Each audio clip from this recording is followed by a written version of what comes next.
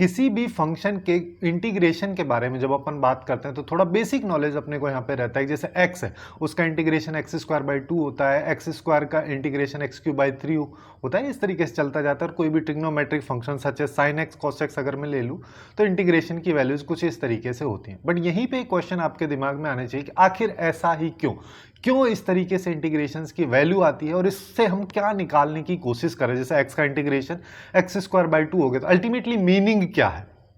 Hello future IITians and एनआईटीएंस, तो आज अपन इसी टॉपिक पे बात करेंगे। तो इसको एकदम बेसिक से स्टार्ट करते हैं। सबसे पहले मैं क्या करता हूँ, एक लाइन कंसीडर कर लेते हैं। जैसे y=x अपने पास में एक लाइन है ना। अब इस लाइन पे अपन एक पॉइंट भी मान लेते हैं, कोई भी एक a पॉइंट जिसका कोऑर्डिनेट a, b है। यहाँ पे a और b दोनों की वैल्यू बराबर होगी क्योंकि y=x लाइन है। अब यहाँ पे ये जो येलो पार्ट है इसका एरिया मान लो अपने को निकालना है।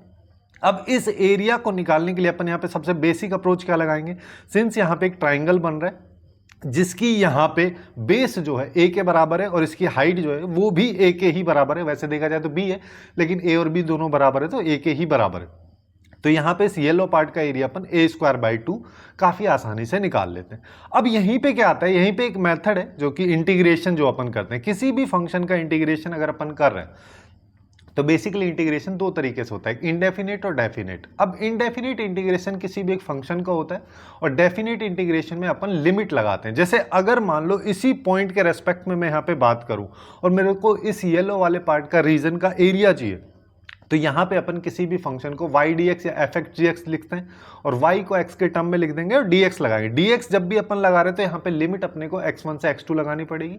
चाहे तो मैं यहाँ पे dy लिख सकता हूँ, तब मेरे को लिमिट y1 से y2 लगानी पड़ेगी। पहले थोड़ा सा इसको समझ लेते हैं कि एक्चुअली में हो क्या रहा है। तो देखो जैसे अपन यहाँ पे y dx करते हैं और लिमिट 0 से a मैं यहाँ पे लगाता हूँ तो y की वैल्यू x के बराबर है तो x dx अपने पास में आ जाएगा जो कि अल्टीमेटली इसके इंटीग्रेशन की वैल्यू x² 2 होगी और इसमें 0 से a लिमिट लगाएंगे तो अपने पास a² 2 आ रही।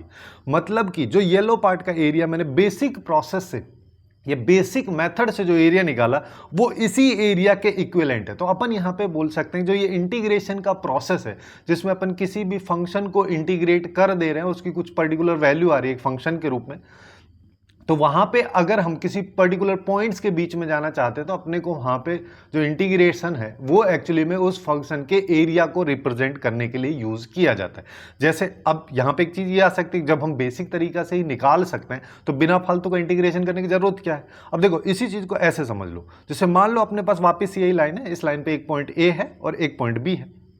अब मेरे को एरिया जो ओरिजिन से नहीं चाहिए, अब मेरे को एरिया कुछ इस तरीके से इस रीजन का चाहिए। अब इसका एरिया अपन देखो बेसिक मेथड से एक तो तरीका सीधा सीधा यहाँ पे इसको दो पार्ट्स में डिवाइड कर लेते हैं कुछ इस तरीके से, एक ट्राइंगल बन जाएगा एक रेक्टेंगल बन जाएगा।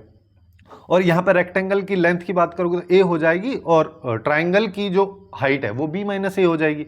सिमिलरली इनका बेस जो है p - a ही रहने वाला है। अब इस टोटल एरिया को अगर अपन निकालेंगे तो कुछ इस तरीके से निकल के आएगा, जिसको आगे मैं सिंप्लीफाई करता हूं तो मेरे पास में फाइनली जो वैल्यू है वो b² - a² 2 आती है ना। ये बेसिक तरीका हो गया।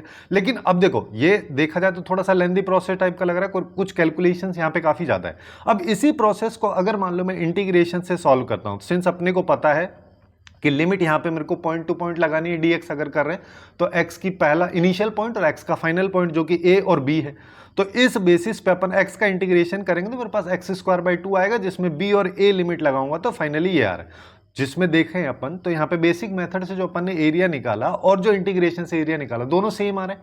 अब यहाँ पे अपन कैलकुलेशन को इजी बनाने के लिए बेसिकली जो इंटीग्रेशन है उसका ही यूज करते हैं, जिससे कि अपने को अल्टीमेटली जो एरिया निकालना है वो कम कैलकुलेशन में आ जाए। अब देखो थोड़ी सी कॉम्प्लिकेटेड सिचुएशन और अपन बनाते हैं। अभी तो अपन ने बहुत सिंपल ग्राफ ले रखा है। अब यहीं पे अगर मान लो y=x² टाइप का मैं यहाँ पे पैराबोला ले लेता हूँ। अब इस पैराबोला को अगर अपन लेंगे और मेरे से पूछ ले कि यहाँ पे अब ये जो येलो पार्ट है इसका रीजन बताओ, है ना, इस रीजन का एरिया मेरे को बताना है। अब इसको बताने के लिए अब यहाँ तो कोई ट्राइंगल वगैरह नहीं बन रहा है, यहाँ पे कर्वेचर टाइप का शेप आ रहा है। अब ऐसी सिचुएशन में इसका एरिया निकालना काफी ज्यादा डिफिकल्ट हो जाता है। वैसे कहीं पे अगर मान लो ट्रिग्नोमेट्रिक फंक्शन आ जाए, कोई लंबी पूरी क्वाड्रेटिक हो या फिर पॉलिनोमियल टाइप की इक्वेशंस हो, तो वहां पे एरिया निकालना काफी ज्यादा कॉम्प्लिकेटेड हो जाता है बेसिक मेथड की हेल्प से। इसी वजह से इंटीग्रेशन का यूज किया जाता है। सो एट द एंड हम ये कंक्लूड कर सकते हैं कि इंटीग्रेशन कुछ नहीं है, इंटीग्रेशन बेसिकली एक मैथमेटिकल प्रोसेस है जिसकी हेल्प से किसी भी टाइप के फंक्शन का एरिया किन्हीं पर्टिकुलर पॉइंट्स के बीच में हम काफी आसानी से निकाल सकते हैं। So that's it for today guys. Hopefully you guys find it useful, and if you find it useful then please do like, share and subscribe.